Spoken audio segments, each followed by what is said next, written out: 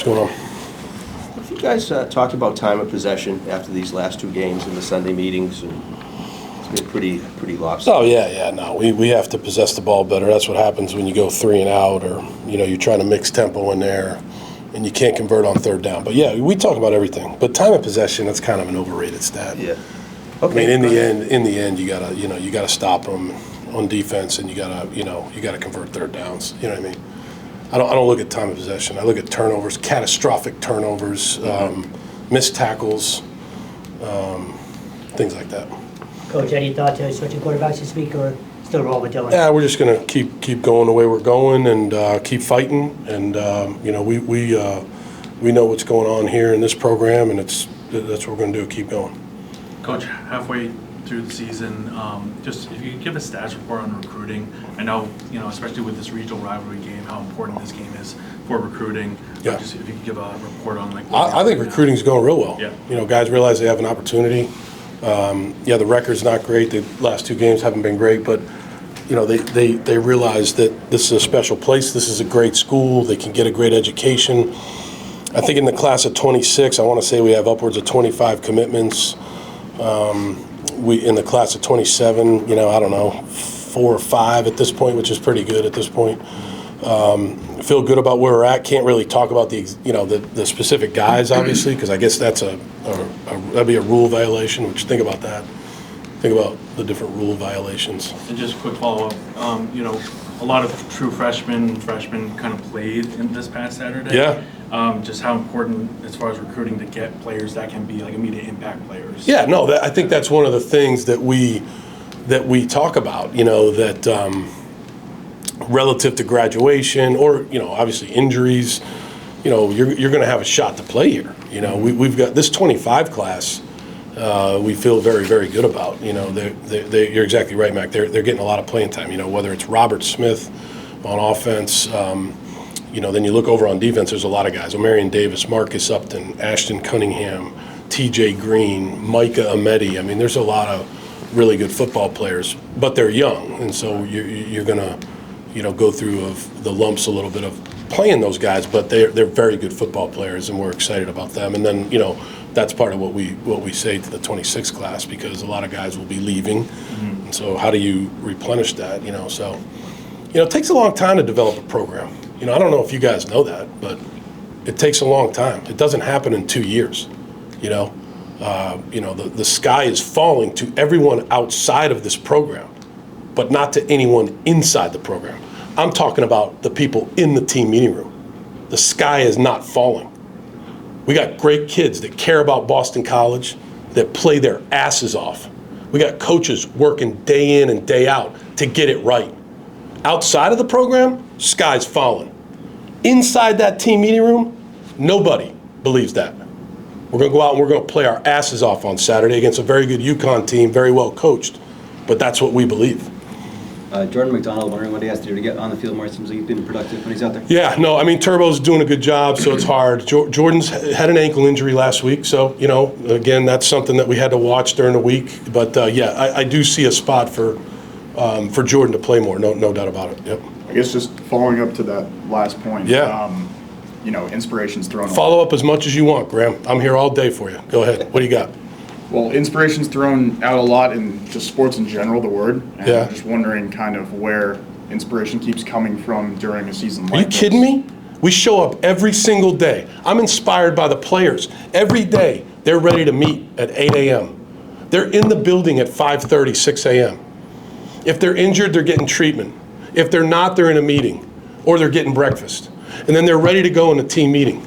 Are you kidding me? I'm inspired by them. I'm inspired by the people in the program that work extremely hard to develop a program, which takes a while. It takes a while to develop a program. It takes a long time. I'm not saying the team's not inspired. Oh, they're inspired. Yeah, I believe. Yeah, they're inspired. I watched the game last week against Clemson. Clemson won the game. They did a great job. But I think if you called Coach Sweeney and you asked Coach Danny Pearman there, or you asked Coach Rumpf, they would tell you Boston College played hard for 60 minutes with great effort, relentless attitude, right? The score wasn't what it was. We get it. We understand we're not where we want to be, all right? But I'm telling you right now, I'm inspired by the guys I coach. I love coaching this team.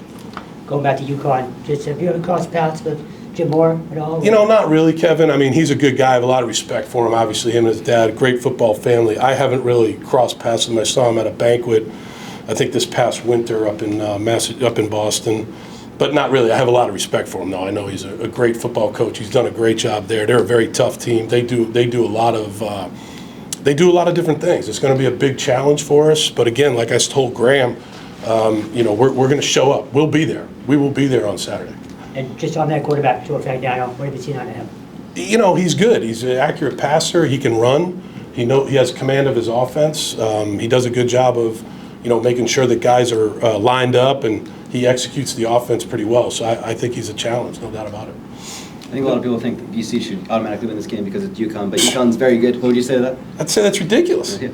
I'd say that's ridiculous. I would say that every game we play is a very competitive battle. Like I said, the last 2 weeks haven't been that competitive on the scoreboard, right? But where I think 2 or 3 catastrophic mistakes, we get strip sacked going in to potentially go down 24-17, that becomes 34-10 or 31-10. In the Pitt game, we're going in there to go to 10-7. We fumble along reception, and we fumble it, and so now it's 17-0 the other way. We have to do a better job of taking care of the ball, and when we play defense, we got to play defense wherever the ball is. And so I think our guys are getting better at that. They're playing hard, but no, to think that the UConn game, in my opinion, they should be favored. They have a better record than us, so like they should be favored, and we got to show up and play. Couple final ones here, guys. Sedarius McConnell's You coming can in you can today. ask as many as you want, Lucas. No, Sedarius coming in today. Could you just tell us about him? Say that again. Sedarius McConnell. Oh, I call him Sed. Sorry. Yeah, he's a transfer from Illinois. Plays hard, tough kid.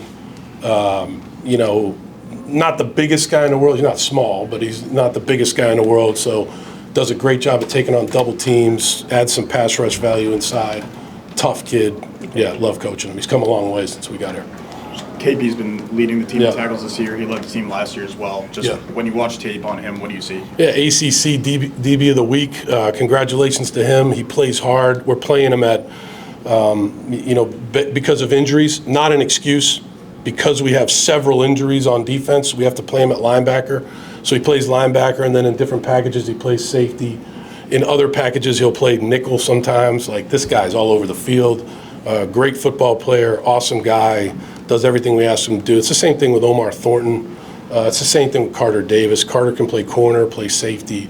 He could play linebacker if you asked him to. So, yeah, all those guys are doing a great job. Coach, a good fan showing this past Saturday, Yeah. and the students really showed up, Yeah. especially at the beginning of the game. Yeah. How important will it be that Saturday? Yeah, and I feel terrible about that, Mac, Yeah. that they show up and it's a bad game, right? It's not a good game, and I appreciate the students. I really do. I really hope that they stick with us because they give us a great home field advantage. But I do. I feel bad about that. I'm not going to sit here and apologize because we worked very hard, but we just didn't show up and play the way we wanted to play, and the game got away from us. But we do give great effort, and we are fighting to get better, and I hope our students stick with us because, we really appreciate that crowd. Go back to recruiting real Yeah. quick. It was announced that there's going to be one portal window Yeah. coming up. Yep. Do you like that? Yeah, I'm for that. Whether it was in the spring or in January, I think it's just better because 2 portal windows, 2 opportunities to leave. This whole portal thing, it's a very difficult thing, Kevin. It's we got to fix it at some point relative to the rules of it. It's just too much of a freewheeling, anybody can do anything, whether it's poaching these players or,